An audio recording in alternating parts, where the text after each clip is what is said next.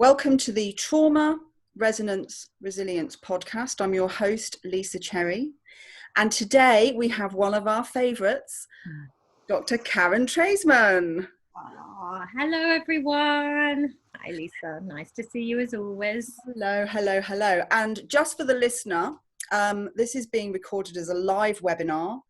And it would be wonderful if people who are in the room would like to start introducing themselves so we can see who's in the room. We've got Lena here from Argyll. Hey, Lena. We've got Jerry, who I think is in Glasgow, although he hasn't put that, but he comes to lots of webinars. We've got Claire from Edinburgh, so Scotland's in the room today. County Durham, psychologist Naomi from Cardiff, South Lincolnshire, Steve, Northampton, Glasgow, Chester, Belfast, Northamptonshire, Manchester. Oh, it's fantastic. Plymouth, Northern Ireland, Leicester, North Yorkshire, Montana, US. Ooh. Hello, Montana. Hello, Montana. Leeds, East London. Oh, it's fantastic. Dublin. We've got quite a few from Manchester in the room. Ireland, Glasgow, loads of people from Glasgow. If you've got a big fan base in Glasgow. Northern Ireland, Cardiff. We've got all the nations here, and that's just fantastic. And I think that's testament to the amount of work that you do all over the UK. And I'd like to start us off because we've got so many things that we could talk about. In fact, we were struggling to work out really where to go with this. So one of the things I wanted to open up with, because I think the impetus for having this conversation was really around how do we hold on to and keep trauma-informed practice at the centre of all we do while in the midst of COVID-19? And that led me to really reflect upon the Office for National Statistics and what they're releasing currently at the moment. So a few things that came up that I think are interesting. One of them is in the Met alone, so just the London Met, 100 arrests a day are taking place for domestic abuse. Okay. Other things that I think have got to allow us and help us to have this social justice trauma-informed lens. Black males, 4.2 times more likely to die from COVID-19 related death. Black females, 4.3 times more likely. Similarly, males in Bangladeshi and Pakistani ethnic groups, 1.8 times more likely for women and 1.6 for men. We also have people living in more deprived areas have experienced COVID-19 mortality rates more than double those living in less deprived areas. So this is painting a picture where we started with COVID-19. We started in a place that was very much about this is a level playing field. This can affect us all. And we really clearly now, which we would have expected those of us working in this field, have observed that actually, as I posted up earlier from someone more eloquent than I, we are in the same storm, but we're not in the same boats. Absolutely. Yeah, I think there's a huge, and I love that line. I feel like I've been using it left, right and centre. Whoever came up with it, very good line. I think what has happened is so many of that adversity and social injustice, as we thought, has raised like oil in water. And I think from poverty to racial disparities to the intersection of identity from disability, whose life is more valuable than others, who has a garden, who doesn't, people in prisons, overcrowding, refugee and asylum seeking young people, those social determinants of health, why do people have a higher likelihood of obesity, diabetes? So this is a social justice issue, let alone how our political leaders have been responding. And now more than ever, we are seeing the differences within that. So I think we're seeing so much discrepancy, disparities. We're seeing so many of those huge issues that were in society before rise.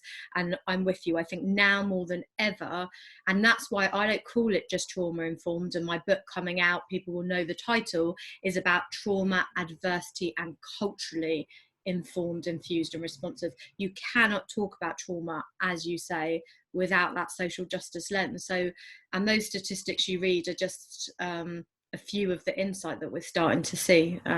It's huge, absolutely huge. Yeah, and that's such a challenge, isn't it? That whole really helping everybody to move into that understanding. I mean, I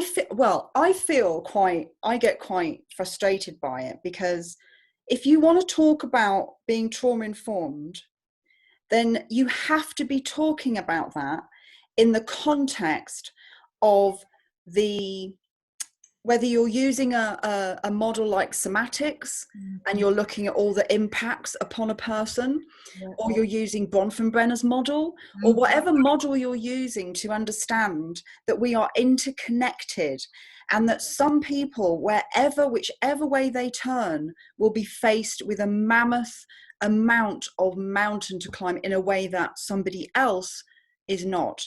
Massive. And within that, and this is the huge thing about trauma, isn't it, is that prior to this, people were thinking, and excitedly we were getting momentum about sexual abuse, physical abuse, domestic violence, which is massively a huge topic at the moment. But what this is opening up more is that wider lens, which is what both me and you always really wanted to rise, which is about insidious trauma, racial trauma, collective trauma, cultural trauma, collective loss, intergenerational transmission of trauma, all of those different lenses, including some of the implications of this, like increased discrimination, racism, more them and us, more polarized. So yeah, I think this has been a massive, and disability, you know, I think I often talk more about race and culture, but what this has also done for those who are young carers, those who have a disability, you know, it's brought homeless people, you know, suddenly we've managed to house homeless people.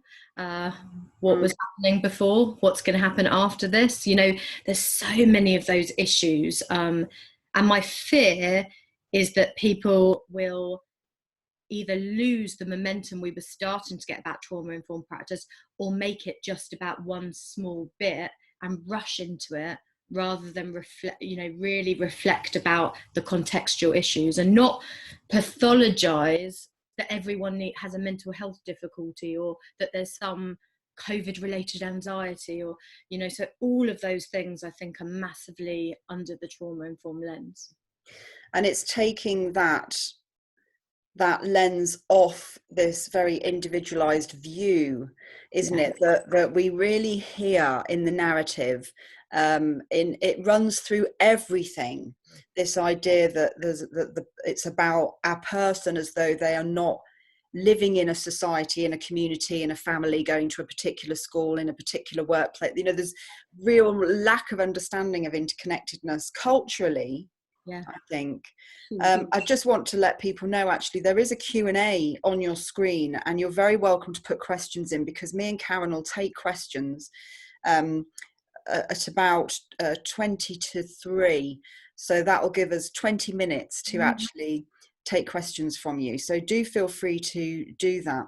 And Jerry's just put in here, the crisis is revealing the tremendous fault lines in our society. And I think certainly one of the things that I said at the beginning was that if you were standing on the edge of the cliff at the beginning, you were going to be the first to fall off the cliff. And that leads me neatly to sort of ask you about, because you've done some amazing work with organisations. So I'm really interested in, because I've got some experiences too of what I've seen, and I'm curious about what you've seen in terms of where those organisations were on the journey. So organisations that had been on that journey for quite a while, I'm guessing will have reacted in one way at the beginning of all this, and organisations that didn't have anything in place at all are going to have reacted in a very different way. What have you seen?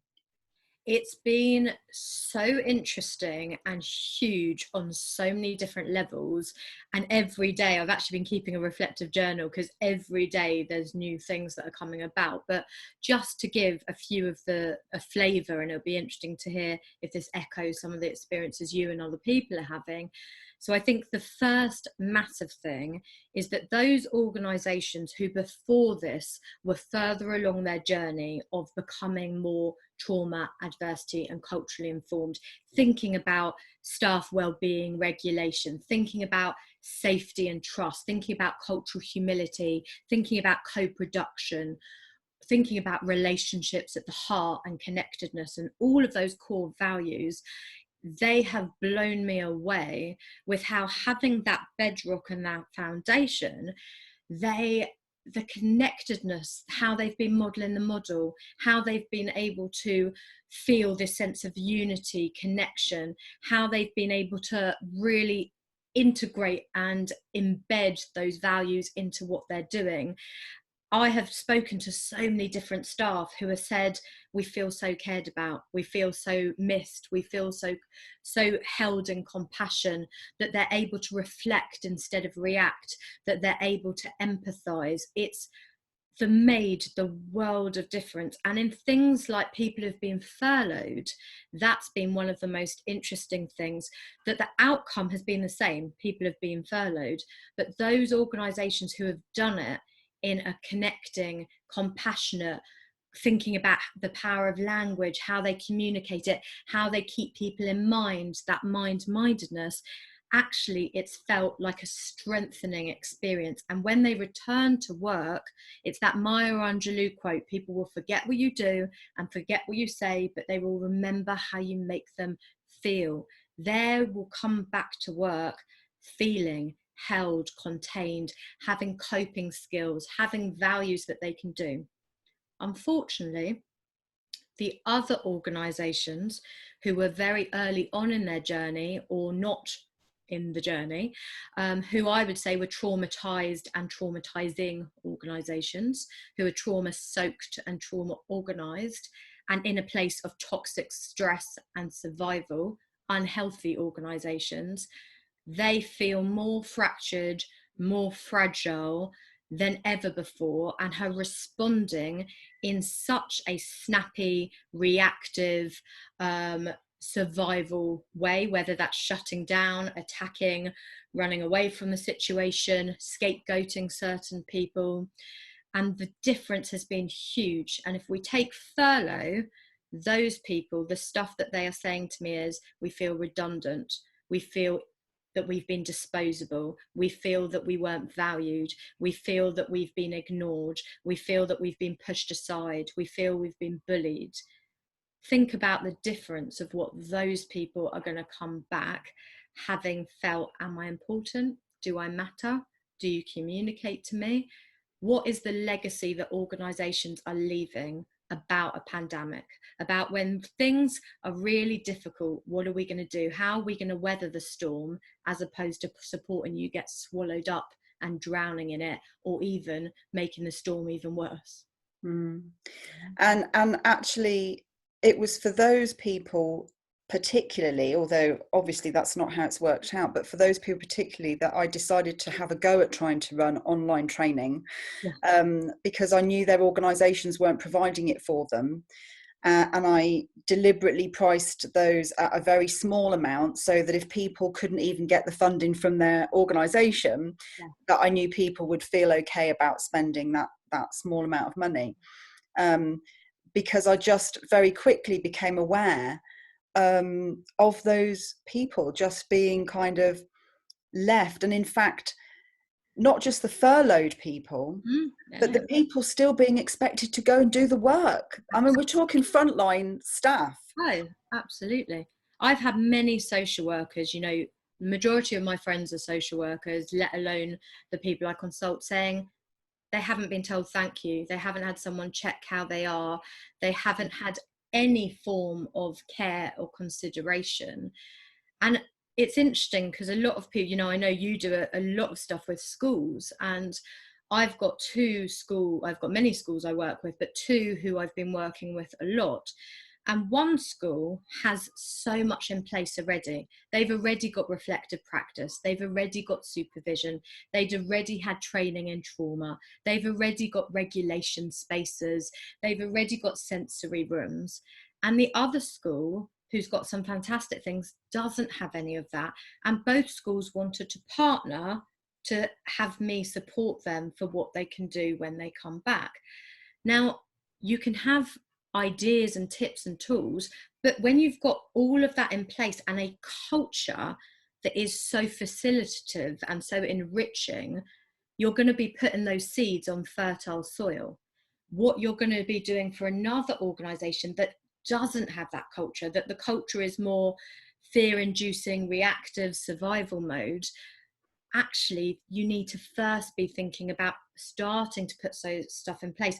They're not going to be able to be starting because they're starting from a different journey and a different baseline. And that's huge for me and you, as we've been talking about training.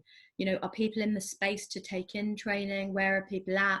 What about those staff who have had their own stresses, traumas, losses prior to this and because of this? And you know, what does training actually look like? What does good quality training look like in this context? It might look like me or you saying to somebody, you know, you're doing amazing work.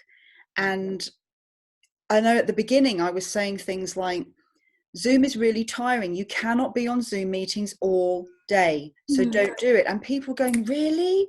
Like, yes, really, don't do it to yourself. You have to go and have a break. You have to have a break really every hour if you can. Certainly, no, you know, after 90 minutes. I mean, even on the 2-hour sessions, we have a pause for a tea and a wee. Yeah, Ginny has just written, Zoom is exhausting. It really is. But if you don't have a space where everyone can be okay with that, because you've got a manager who is, you know, unable to just let you be and do your work because of their own fears and anxieties. And that's what you mean by organizational. You know, it goes in everything, doesn't it?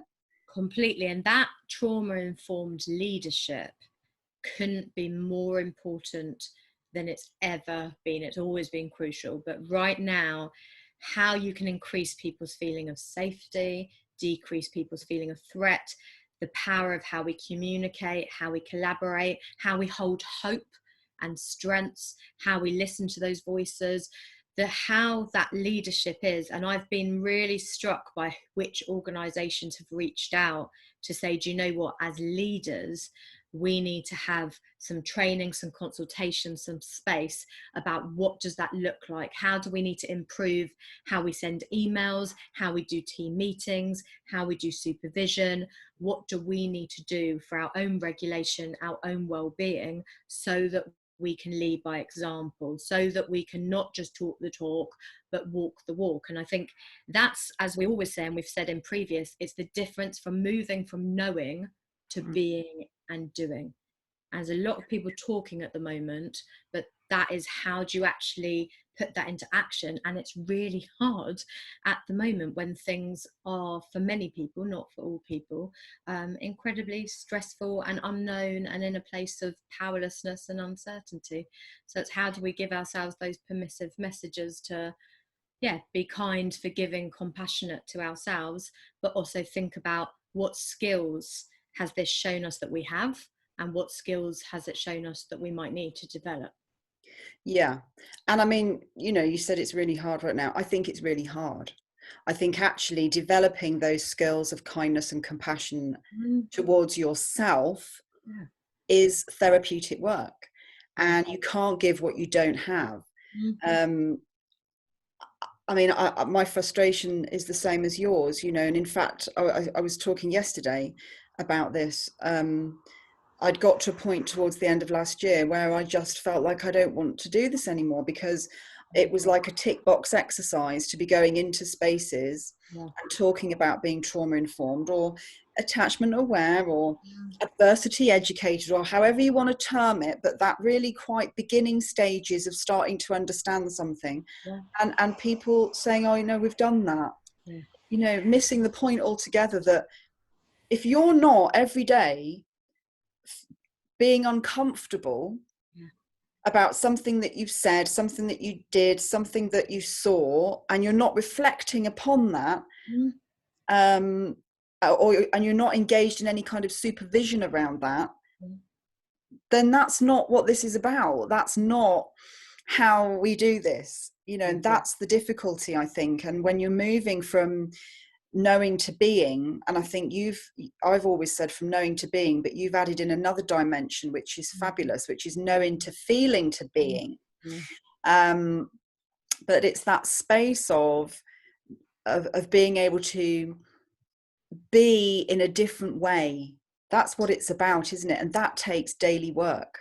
Yeah, huge amounts of daily work, and thinking about our own regulation, our own well-being, reflecting, thinking about our own hotspots and triggers, thinking about all of those different things when we're falling down a time hole, all of those different support mechanisms, thinking about our own behavior and other people's. What is that behavior communicating? You know, that whole be curious instead of furious. You know, I think there's all of those bits that are huge. And I think, you know, me and you have many conversations about it. And as a trainer, it is, and it was kind of the reason I wrote my organizational book, is because it isn't about a buzzword. It's not the sexy thing. It's not so that you can get Ofsted to say, yay, well done, you're trauma informed, or that anyone is trauma informed. It's not a thing. It's a way of being. It's how do you infuse it into every moment, into how people could feel. I always say about an organization, if an organization had a personality, what's its personality? If people could describe that organization in 3 words, in 3 feelings, if the organization could talk, what would it say? That's the essence. That's the magic. It's not a one-off training and da-da, we're done. Training just starts to plant the seeds, but it's useless if it's not actually embedded, infused, adapted to the context. So yeah, I think it's a huge thing. And my fear, and I know I've shared this with you off camera, but my fear is I'm getting a whole amount of requests, which is fantastic. And I'm so grateful for those requests. But people saying, well, we've got a bit of time. Can we do a 2-hour introduction into trauma now? And actually not thinking about, is that what we need? Is it meaningful? What are we going to do to make that safe? What can you actually do in 2 hours? Are people in the headspace to take that in? And when you say trauma informed, are you talking about domestic violence, sexual abuse, cultural trauma, medical trauma? What do we mean by that? And then it's not just the theory, it's what are you doing practically? You know, in a residential home, what do you do when a child's coming at you with a chair to throw at your head? We need to think about that. But equally, what are we doing about the physical environment? What are we doing about the supervision, reflective practice, about our HR procedures? And that's where it's really thinking about the whole fabric of the organization. That's my biggest wish and hope, is that this doesn't say, and that we don't think that everyone's experienced trauma is the other thing. Not everyone is experiencing trauma during this pandemic. There are some people who are experiencing stress, distress, loss. Some people are experiencing trauma, and others who are having a whale of a time, and many who are oscillating between. It's not a healthy narrative to say that everyone is experiencing trauma at the moment. Absolutely. It's a very diverse set of perspectives and experiences. And again, that's something else that I've talked about a lot, which is that part of any leadership role is going to be about your capacity to hold that amount of narratives, as many narratives as possible, about this experience. And that's a challenge. That is a challenge. Really. And it's interesting you say that, because I think that tentative way of communication is crucial for leadership at the moment. And what I think's gone awry with the best intentions, and I've certainly fallen into this as well, is when people say all of us or everyone, actually how much that alienates. Because take something, you know, we know that some people are, for example, furloughed and really, really happy that they're furloughed. Some are devastated, some are in the middle. Some people are being the most productive they've ever done, and learning Spanish or gardening has been the best thing they've ever done. Other people feel like getting out of bed is an amazing achievement. And I think being able to, as a leader, communicate and give permissive messages that there's no right or wrong, there's no good or bad, it's ebbs, it's flows, it's waves, that's a really, really important thing that people need to be able to communicate, because the pressure on so many people is huge and very conflicting, isn't it? And I think that's something as a leader that's a big thing. How do you name and allow for, as you say, multiple narratives and that difference and nuances within it? Yeah. Just a reminder again to people, if you want to put any kind of questions in the Q&A, we're going to open up the floor in about 10-15 minutes and start answering some questions.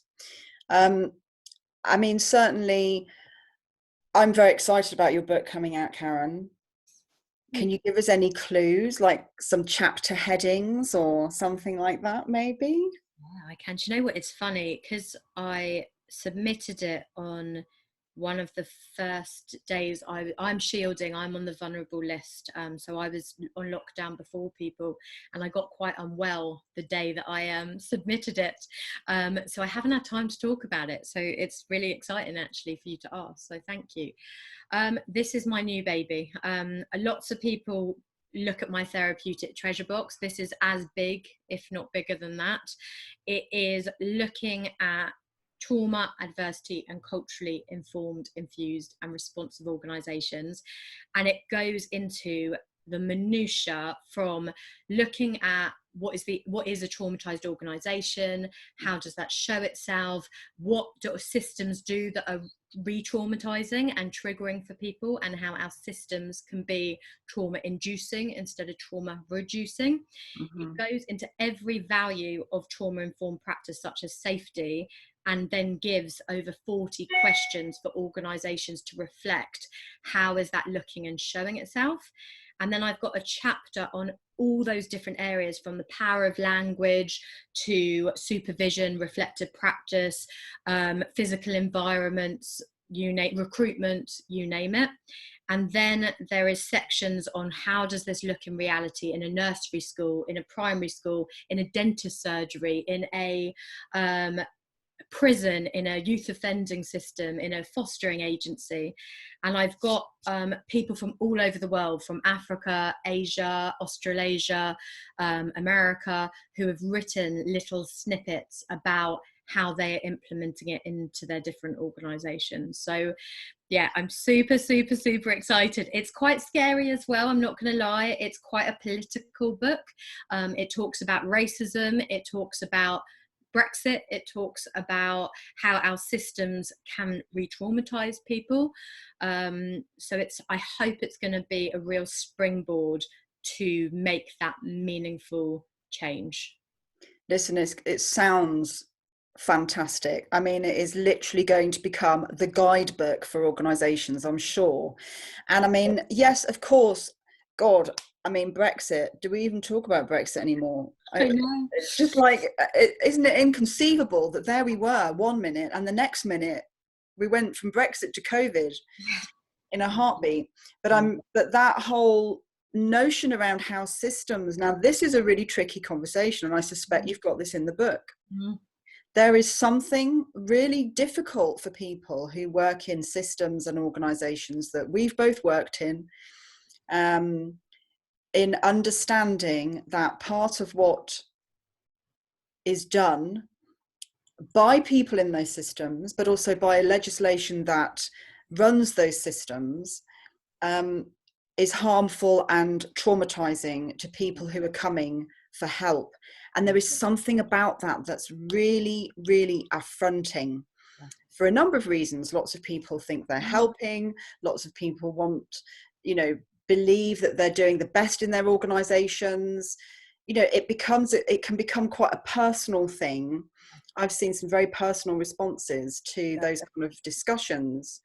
I mean, I've lived in those systems as a child, and I've worked in those systems all my adult life. And I have no qualms at all about the traumatizing nature of a number of those systems and actions that I have done within those systems that are not harm reducing. Certainly as a 20-something in those systems, with with not the knowledge and experience and wisdom that I have as a 50-year-old, and not having anyone there to mentor me. That's my sort of early memories, really, of my 20s working in social work. I would have loved to have a mentor who was wise and experienced, and who allowed me to come to terms with my own trauma. Huge, Yeah, isn't it? And not only for you to have that sense of being able to think about what lens you were looking at the world from, what colour were you looking through, what biases, why were you in the work, and the motivations and absolutely. all of that stuff that makes a huge difference, even when we're all doing things from the best intentions. We always have to ask, when you work in these systems, where does your rescue valency come from? What is your motivation to do the work? What do you get out of the role? So how we have that support and that safe space to explore some of that is huge. But as you say, I think it's an incredibly overwhelming, exposing thing to be able to look when you want to help and think, maybe something I'm doing unintentionally is re-triggering someone, is adding to the harm of the situation. And unless you're able to look at that trauma lens and have critical friends and a space to reflect, it's really, really hard to do that, and have humility. And being forgiving to yourself. I always say, when I'm doing my training on language, I cock up all the time. I'm sure I'll read this book that's coming out in a month, 2 months, a year, and think, oh my God, why did I say that? We're all on a learning, ongoing journey. But I think we can only change the system if we start to face some of the things that it does that can be additionally harmful to many people in many different ways. And that's a really painful, difficult thing to sit with. And it's very politicized as well.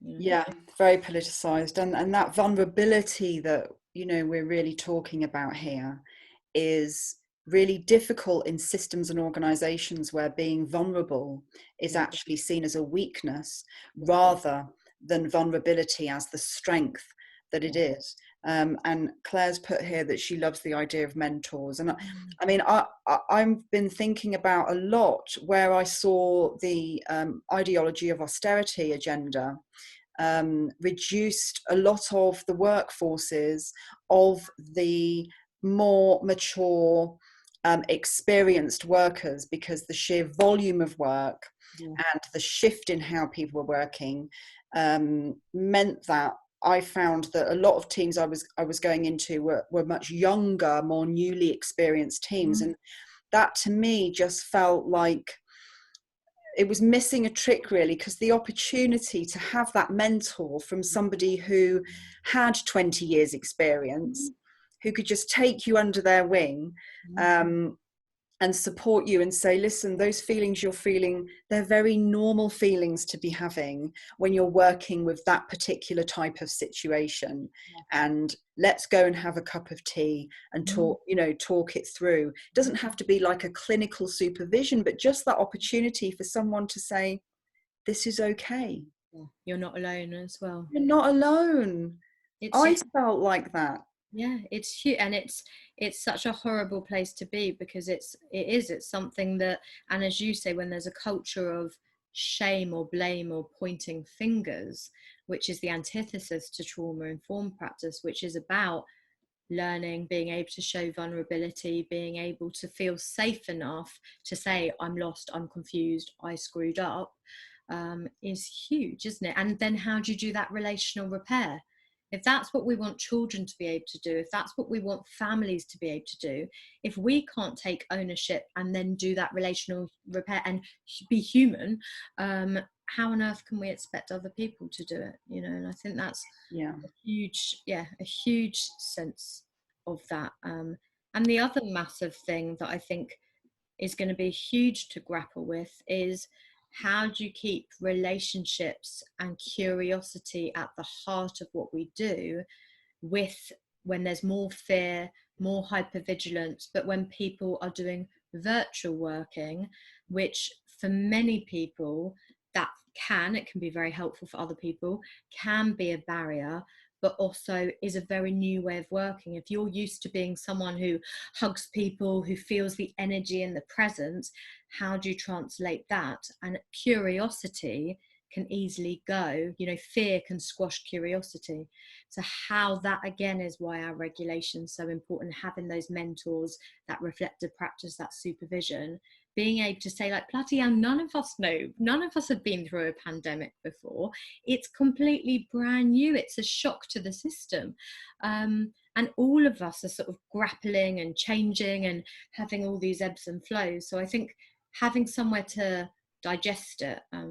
I read a good quote recently, I think you'll like this one, by Shohut and Shohut in their new book, in love, I think it's called In Love with Supervision, that said, without reflecting or having supervision is like swallowing food whole. At some point you're going to vomit it up. I do like that. Because we need this stuff, right, in COVID, right? If that's like even a thing to say in COVID, but we need this stuff on steroids, right? Yeah. We need the compassion, we need the vulnerability, all the stuff that we've been passionate about for a long time. We really need it now. And something happened to me yesterday, which, so I was doing my online training, and I've done this a few times, and I'm making a lot of mistakes. I always joke that I make a lot of mistakes anyway. I am like a mistake factory.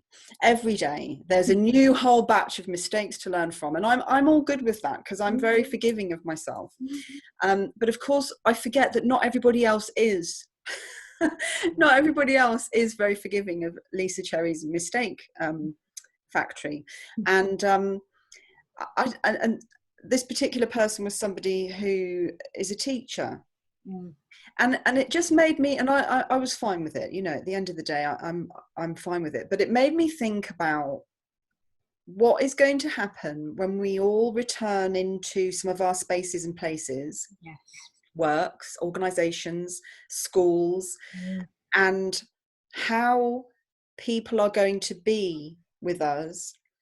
We are going to need everybody to be more compassionate, more forgiving, more kind. It's going to have to be ramped right up because we've all been through something. The people who have loved it are going to have a loss. I'm massive. I think that I couldn't agree more. I think what we've seen is some phenomenal connection, community, kindness, compassion, which has been heart melting and extraordinary. But what we're also seeing is a lot of people, including myself on some days, where my elastic band is overly stretched or already snapped, and people's personal life is coming to their professional life more than ever before. People are having to deal with families' emotions, social media emotions. So absolutely how we treat each other is going to be absolutely huge, and how we really create that compassion and be curious instead of furious, and say sorry if we snap or make a mistake, and understand, and humanity. And I always say, my motto is treat people how you want to teach them. If you want people to be compassionate to them. If you want people to be kind to them. And if you're not, then be able to reflect on that and think about what was going on and what was that process. And I think that's going to be huge. And I've seen that a lot on social media. I've experienced it as well. Lots of people who are going into attack mode more. And I think it's really important for us to remember anger, as I say very often, is a bodyguard emotion. Anger is a mask emotion. Anger is a camouflage emotion. It's married to pain or fear or sadness. How much are we seeing of people's fear and sadness get onto someone? And work colleagues, I'm having a lot of teams at the moment where certain people are triggering each other much, much more than normally. And that's a lot of reasons, isn't it? Some of us are feeling more prickly and on edge. Other people, that person reminds you of someone in your own life. I always say, I don't know if I've got my little, let me see if I've got it, and I can, yes, I do. Oh my God, you should see what I've got next to me on the sofa. I always say, you know, if you're a tortoise, well, you're a tortoise, you know, you can go about your tortoisey way. That's not really going to create a problem. What's interesting is the relationship and the dynamics when you come face to face with the shark. That's about the dynamic. Or if you're a tortoise and someone else is a tortoise, what's that dynamic and relationship going to be? And I think we're seeing that. We saw that a lot before, but we're seeing that even more than we were before in terms of people's family relationships, what children are being told, dynamics, family members who have been estranged, family members who live abroad, you know, lots of people in reflective practice when one person says I've had a really good day and other people feeling like, well, I've had a really shit day, so what does that mean? So I think, yeah, there's some really interesting lessons learnt, and ongoing reflections about that, and as you say, about kindness and compassion. Karen, I'm going to take us into questions. Do it. So the first question that I have, and I just want to put, Jenny has said, showing that vulnerability as a leader is needed right now. And Claire is just being really lovely about my mistakes.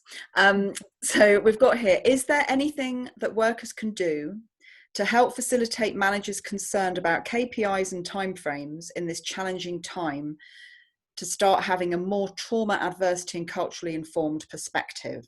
So I guess that question is about, I get it, my manager doesn't, how am I going to make them get it? That's how I'm reading that question. Yeah.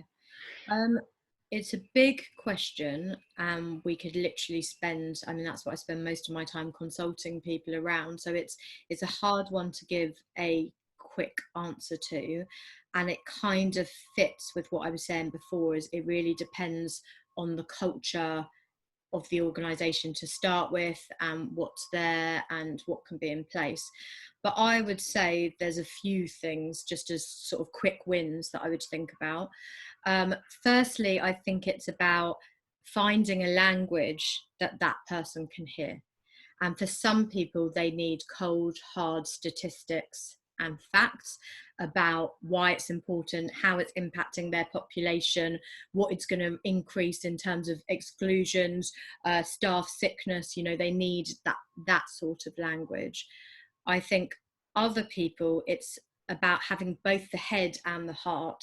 How can you get someone to put themselves in that position and see the world through that person's eyes and shoes, and find a way that it speaks to their motivation, their children, their own childhood, their compassion.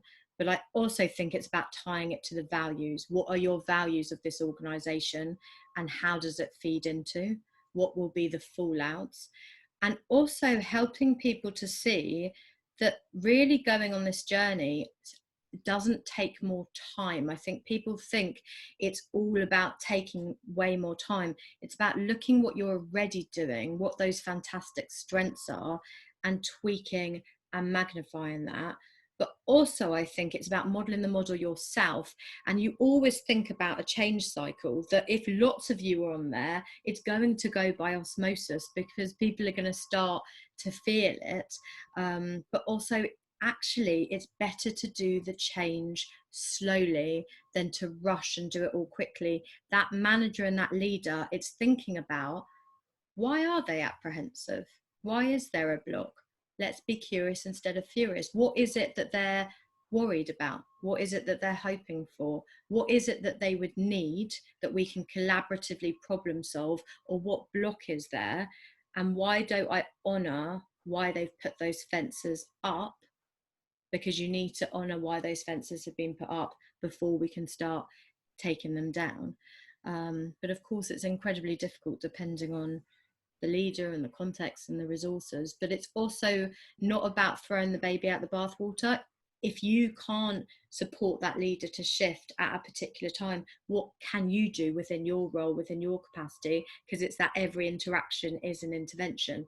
Small things are the big things. So if you can't go at a leadership, what can you do with the people who are on board to make a change? So in a nutshell. I don't know if you've got bits to add to that. No, not really. I mean, I think whenever I'm confronted with somebody not getting it or is intolerant of my mistakes or whatever it is, I just very much look at them through the lens of what needs are they not having met, as you said. So I think you've covered everything there, really. Next question. I think this is a bit of a big question. Well, they're all big questions, aren't they? These are big questions. Yeah. Any thoughts on where we go from here, says Cecilia. I feel like I put some stopgap measures in place to support my teams and keep the service running. But now it looks like we're going to be living with a range of different, across 4 nations, restrictions for a long time. I mean, actually, that's a very valid question, because that sort of really taps into that sense of uncertainty.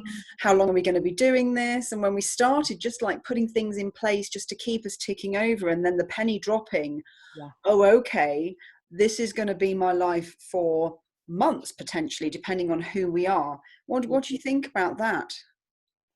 Yeah. It's huge. And look, I have to own my own position on that, in that I'm still in a position of loss and shock and uncertainty on lots of different levels. So I am by no means an expert on that, because I think we're all going on that journey, and the goalpost keeps changing. I suppose I can speak to a few things that I've done around that with some of my organisations I'm supporting who have been open to it. Is we had sort of a big, you're not supposed to use the word brainstorm, thought shower, a big thought shower about lots of the big issues that have come about for that organisation and for the populations that they serve. And we wrote them all down, and we really kind of vomited them out, for want of a better word. So just everything went there. And then we really went through and started to think about, what can we change? What are the small things? What are the big things? What are the priority areas? And then we thought about, what are some of the key themes once we do the work streams, and there was lots within that. And that was around staff wellbeing and regulation. And we then looked at, what can we put in place? That was about communication. Some organisations I've supported having podcasts, webinars, ongoing training, reflective practice. I've done some beautiful Zoom creative reflective practice, having some one-to-one sessions for people who do need a bit more of a clinical consultation or a bit more of an area, looking a lot about having sort of a board where people can go and talk about these things. Other things that have been really useful, I've done lots of creative things with organisations to really celebrate, to really magnify the stuff that's going fantastically, the things we're proud of, the steps that we have taken, the things we want to keep the same, and working about connectedness and how we share what that best practice is, but ongoing having those permissive messages, those tentative messages. We've done lots of things, newsletters, video clips. I've done loads of wording of CEO messages and all of those things to help people with those questions and where people are at. But also, what I have found super helpful, and I know I'm biased, is anchoring everything to the trauma-informed values. If every decision, policy I do, I am looking at the 9 values of trauma-informed practice and asking, is this aligned with it? And if it's not, why? And what can I do to make it more? That is giving me something to anchor and ground to, and seemingly seems to be helping a lot of the organisations. It's a massive thing, and without going into the ins and outs, but I hope I answered that a little bit. Yeah, well, it just led me to think about an organisation I was working with for about 6 weeks, and the staff who were holding the staff, so a bit like the question we've just had, she was feeling tired. Yeah. And I said, it's understandable because you've been holding that space for all this time, and then the penny drops, oh my goodness, this has got to go on.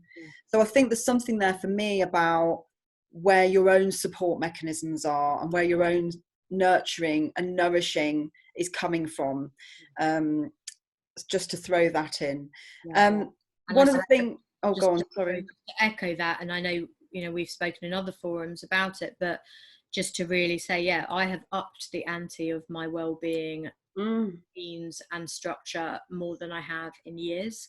I have really clear things that I'm doing. Some of those are very practical, tangible, breathing exercises, relaxation exercises, sensory box, rhythm, all of that. Others is speaking to some people less, speaking to some other people more, being very careful about social media. So yeah, using supervision more. So yeah, absolutely. I think there's been a massive amount about really thinking about what is your well-being and how has that shifted, you know, because what lots of people would have done previously, go to the gym or, you know, go see their best friend or whatever, they haven't been able to do. So I think we're having to rejig, what can I do within the context that I'm in, you know? Yeah, it's what I've come to term self-care gold star. You know, it's just like it has to be top notch.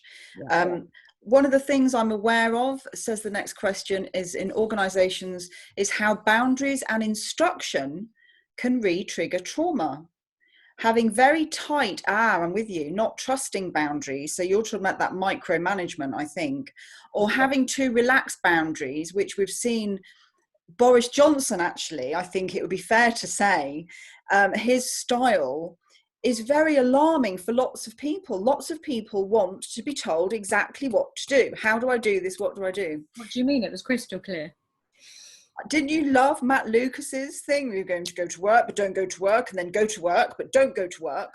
I thought it was hilarious. So I think that's what you're talking about here, is that kind of having very tight boundaries, having too relaxed boundaries, and a lack of clarity. And I think the clue there is about the lack of clarity, I think, rather than the rest of it.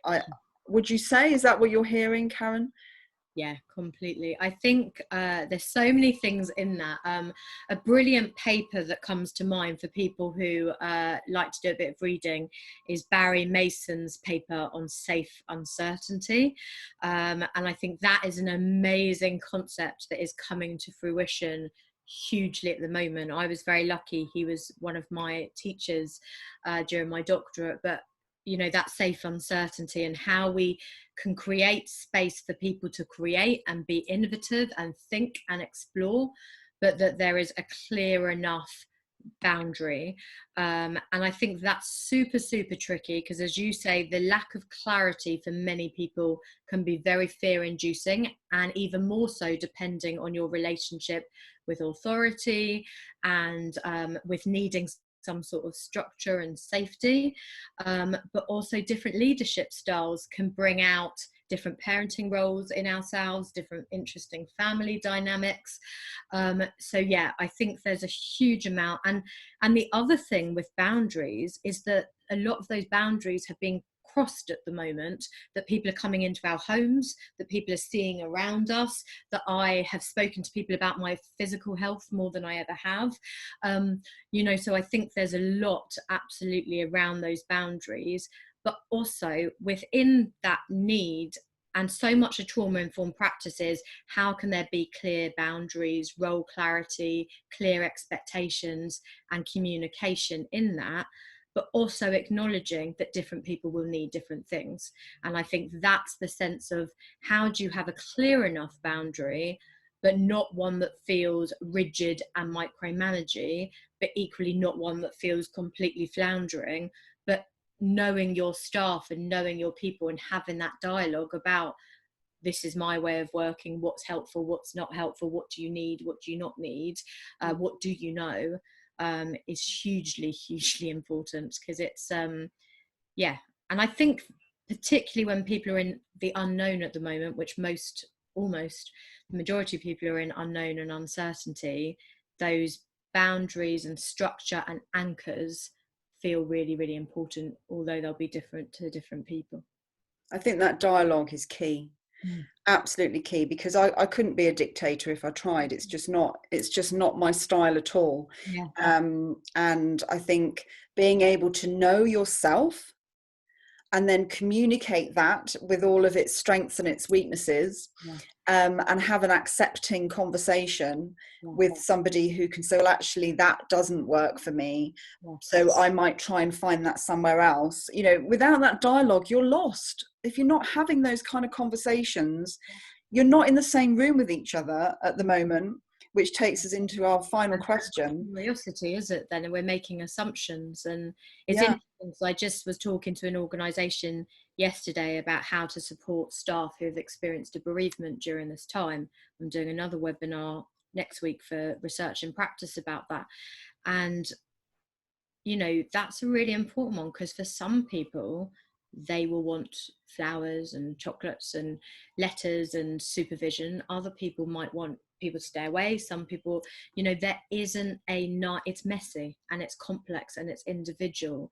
And that's why that communication and that dialogue is so, so important. So, yeah.